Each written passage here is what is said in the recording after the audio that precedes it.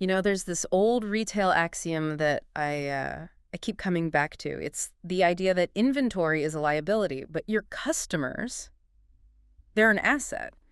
But in the consumer electronics space, that distinction gets, well, it gets messy. I mean, moving inventory is actually pretty easy if you're willing to just torture margins. But growing a customer base, that is a completely different beast. It absolutely is. Yeah. It's the difference between hitting a quarterly target and, actually building a business that's still around in a decade. Yeah. Anyone can sell a television if they price it low enough, but not everyone can acquire a household. That distinction, that's it right there, the transaction versus the relationship. And that's really what we're going to be unpacking today. We're looking at the consumer electronics sector, which is, I mean, it's brutal. But we're not looking at sales figures, we're looking at the who behind the buy. Because if you don't understand the who, you have no sustainable way to find more of them. You're just, as you said, throwing spaghetti at the wall. So to get to the bottom of this, we're doing a deep dive into some really robust data. It's all centered around Claritas and their segmentation tool. Prism Premier. Exactly. Now, I know our listeners are high-level marketers. You know what segmentation is. But this Claritas approach, it goes so far beyond male 35 to 45, high income. Oh, way beyond. It creates a shift from just demographics to what we call index data. Demographics tell you who someone is on a census form. Index data, it tells you how they actually live, how they think. It's about motivation, lifestyle, and how those abstract ideas actually play out when someone is standing in front of a wall of 4K monitors. So the mission for this deep dive is really bridging that gap. How do we get from just knowing your customer to actually growing your customer? Yeah. And the core concept, the thing that really jumped out at me in the research, was this idea of the anchor. The anchor is the absolute foundation of the whole strategy. The philosophy here is you really shouldn't, try to expand your audience until you fundamentally understand who is paying the bills for you right now. Your base. Your base. Every retailer has an anchor audience. These are the people who just naturally gravitate to your brand without you having to bribe them with discounts. It's the path of least resistance. And I feel like this is where so many retailers trip up. There's this huge temptation to chase the new thing. You see a competitor getting traction with Gen Z, and you just pivot your entire marketing budget to chase them. And meanwhile, your actual core customer feels totally neglected. It's the classic leaky bucket, and it's an expensive one. You end up spending a fortune to acquire a new customer who might buy from you once, while you're bleeding the loyal customers who were there every 6 months.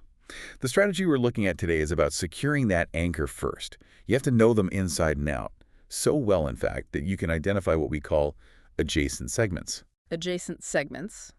I like that term. It implies you're not trying to convert someone who fundamentally dislikes your brand. You're looking for the people who are psychologically similar to your best customers.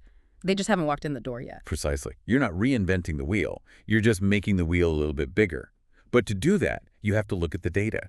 And the Claritas data paints drastically different pictures depending on what kind of retailer you are. Okay, let's break that down then. Let's start with the big guys, the consumer electronics specialists, the big box stores dedicated entirely to tech.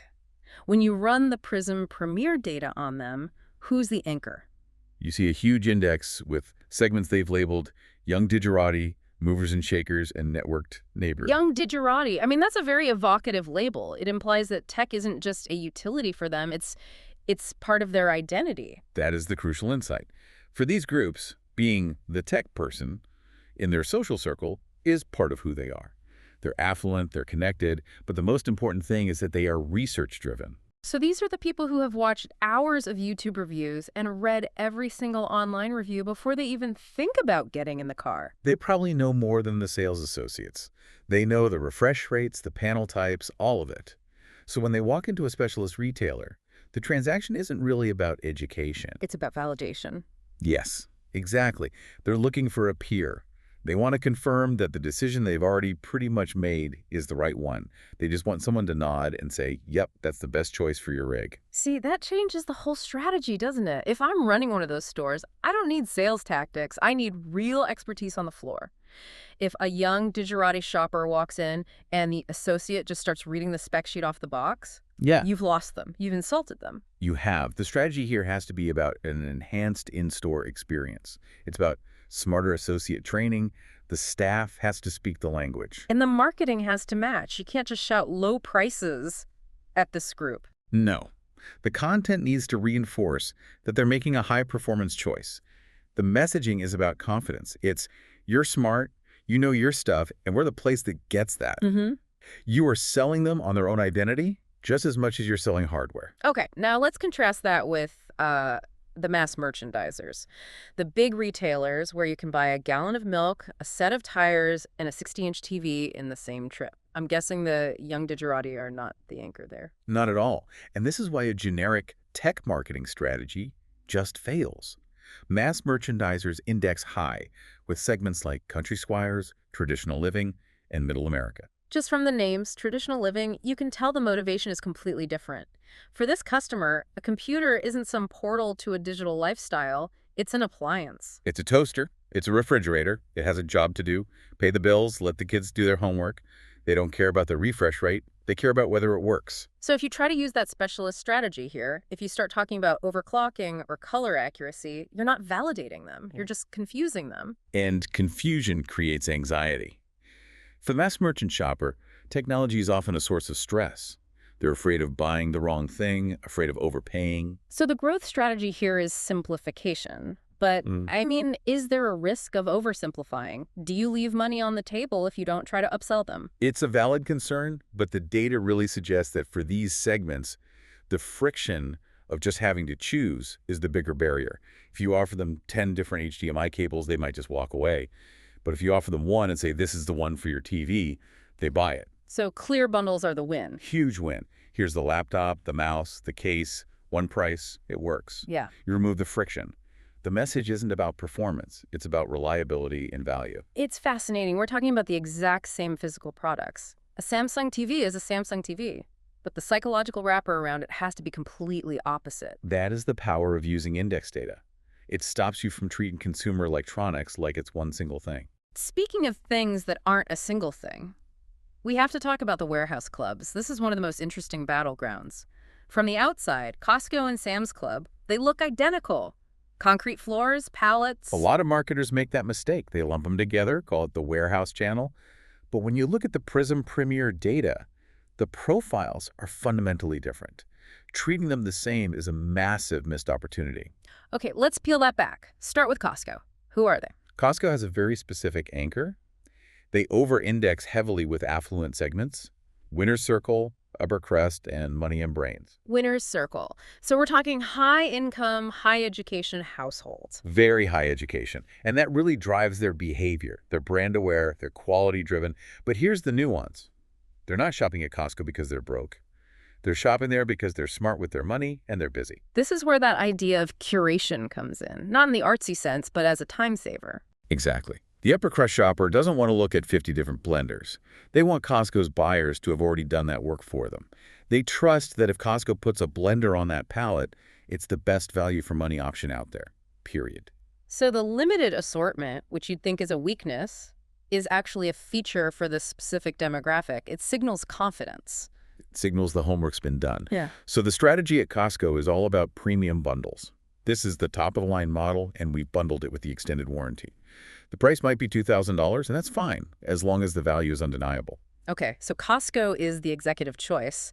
What about Sam's Club? Sam's Club skews differently. The data shows they index much higher with value-focused family segments and small business owners. So the family union type segments. Yes, these shoppers are incredibly loyal. They buy in high volume, but they're more practical. They're not looking for the status brand. They're looking for the workhorse. So if I'm selling a TV at Sam's Club, I'm not pitching the cinematic experience. I'm pitching the size and the savings. You're pitching utility. This is a great TV for the playroom or for your small office. They respond to visible savings. That was now pricing is really effective.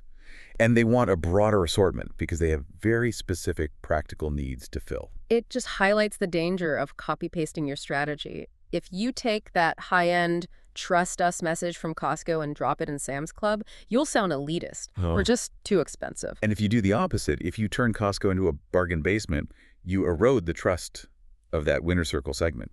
You have to know who is walking your aisles. Which brings us back to the second half of our mission, growth.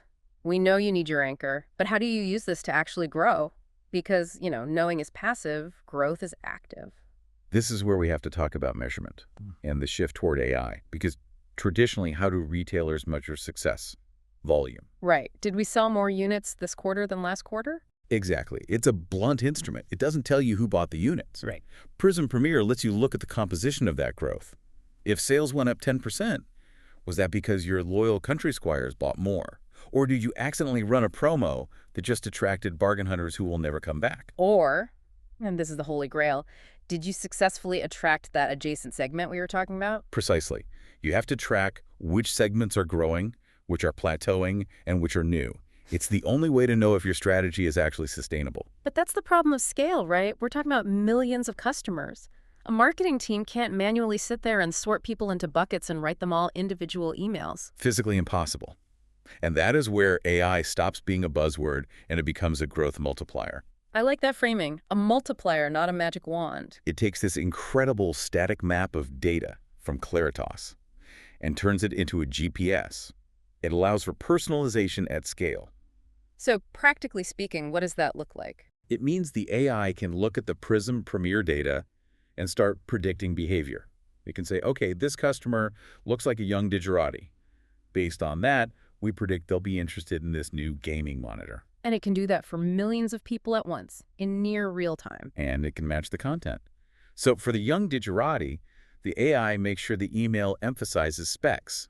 But for the traditional living customer next door, the AI serves an ad for the same monitor, but frames it as reliable, easy setup. It moves us from reactive to predictive. We're not just looking at what they bought last month. We are predicting what the adjacent segment will want next month. That's the game changer. You can test and learn instantly. You can throw a test offer at an adjacent segment, people who look almost like your best customers, and if the AI sees a spark of interest, it can optimize the media spend to chase that growth immediately. It finally solves that old advertising problem. I know half my marketing works, I just don't know which half. With AI layered on top of real segmentation, you actually do know. You stop wasting money trying to sell supercomputers to people who just want a toaster. So we've covered the landscape. Specialists catering to identity, mass merchants solving for friction, the warehouse clubs split by affluent versus practical, and AI as the engine. It's a comprehensive picture for sure. Knowing your anchor is the only way to know where to sail next. Couldn't have said it better myself. Thanks for diving in with us. Hopefully this makes you look at your next quarterly report a little differently. Not just how many, but who. Always a pleasure. We'll catch you on the next deep dive.